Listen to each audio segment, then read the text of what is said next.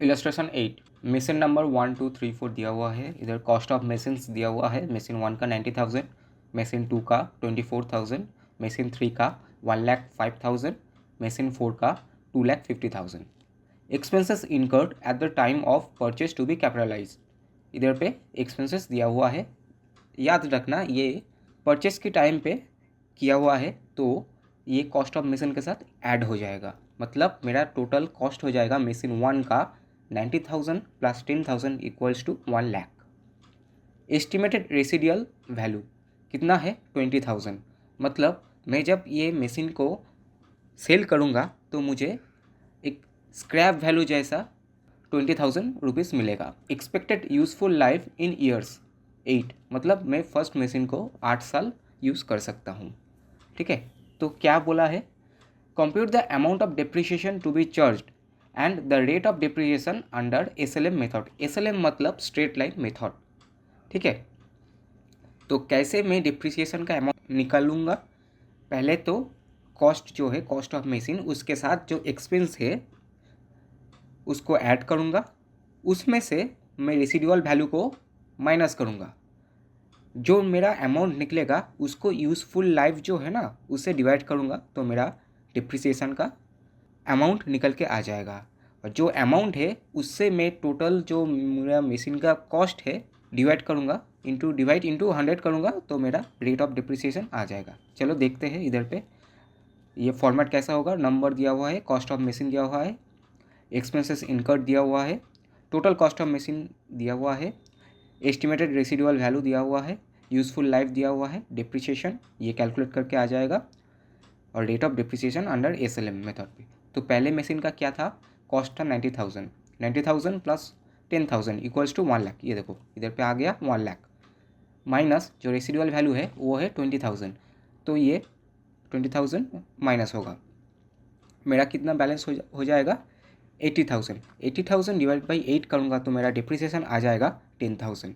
ठीक है, और ये जो 10,000 है 10,000 डिवाइड बाई 1,00,000 करूँगा इंटू 100 करूँगा तो मेरा डिप्रिसिएशन का रेट आ जाएगा 10%। 1,00,000 कैसे आया, ये देखो ये जो टोटल कॉस्ट ऑफ एसेट है ये है 1,00,000। मशीन 2 का देखता हूँ, कॉस्ट है 24,000 का और एक्सपेंस है कैपिटलाइज्ड हुआ है 7,000। टोटल मेरा कॉस्ट हो गया है कितना 31,000 और रेसिडुअल वैल्यू कितना है 3,100। तो ये 31,000 से 3,100 लेस होगा तो मेरा आ जाएगा 27,900। डिवाइड बाई 6 करूँगा तो मेरा डिप्रिसिएशन आ जाएगा 4,650 रुपीज़। 4,650 रुपीज़ को डिवाइडेड बाई 31,000 करूँगा इंटू 100 करूँगा तो मेरा डिप्रिसिएशन रेट आ जाएगा 15%। थर्ड मशीन में बोला है 1,05,000 मेरा कॉस्ट है, 20,000 का एक्सपेंस होगा, टोटल कॉस्ट क्या हो गया 1,25,000 और मेरा रेसिडुअल वैल्यू है 12,500। तो 1,25,000 से 12,500 लेस होगा, जो आएगा उसको एक्सपेक्टेड लाइफ जो है उससे डिवाइड करूँगा, डिवाइड बाई 5 मेरा आ गया है डिप्रिसिएशन 22,500 रुपीज़।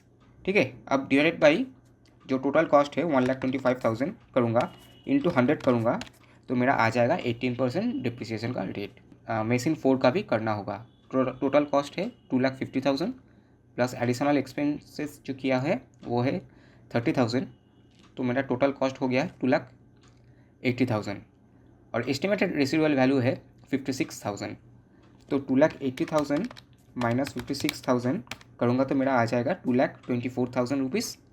डिवाइडेड बाई 10 करूँगा तो मेरा आ जाएगा डिप्रिसिएशन क्या होगा 22,400 रुपीज़। अब इससे जो मेरा टोटल कॉस्ट है 2,80,000 डिवाइड करके इंटू 100 करूँगा तो मेरा डिप्रिसिएशन का रेट आ जाएगा 8%। ठीक है, ये वाला हो गया। नेक्स्ट है illustration 9। A machine is purchased for 7,00,000 rupees, मतलब मशीन का परचेज प्राइस 7,00,000 है। Expenses incurred on it's curtains and installation rupees 3,00,000। Expense हुआ है कर्टेज और इंस्टॉलेशन के लिए 3,00,000 रुपीज़, मतलब मेरा टोटल कॉस्ट कितना हो गया है 7,00,000 plus 3,00,000 equals to 10,00,000। Calculate the amount of depreciation at the rate 20% per annum according to straight line method for first year ending on 31 March 2022।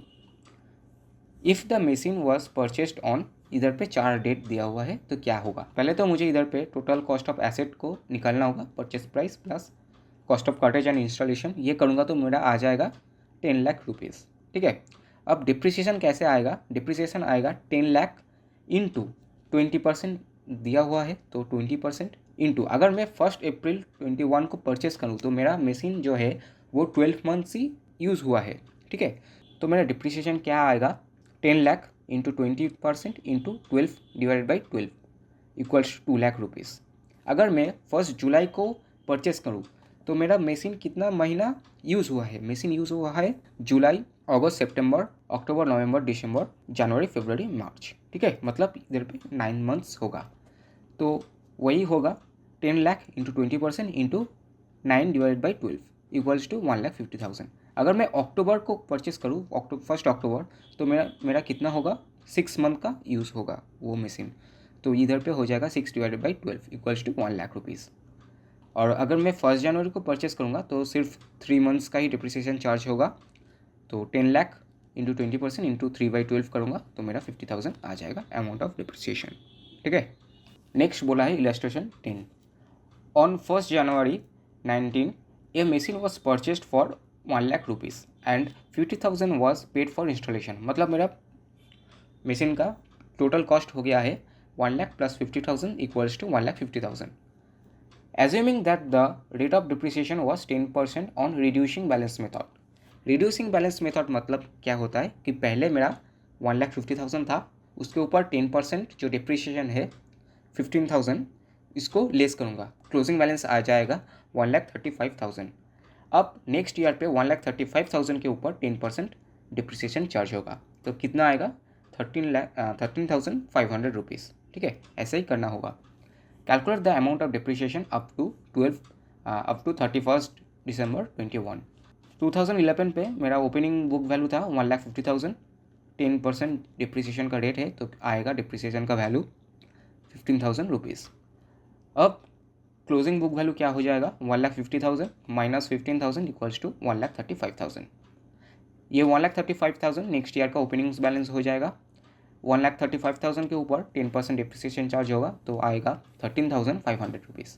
ठीक है, तो मेरा क्लोजिंग बैलेंस हो जाएगा 1,35,000 rupees minus 13,500 equals to 1,21,500 rupees.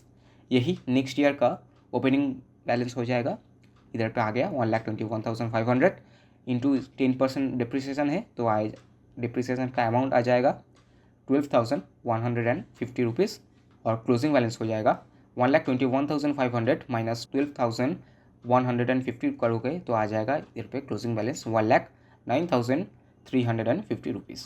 ठीक है, illustration 11। A machine is purchased for 60 lakh rupees, estimated life of which is 10 years, residual value is 4 lakh.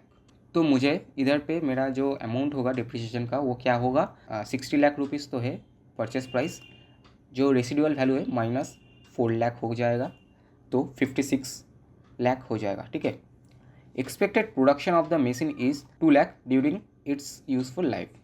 Production pattern is as follows.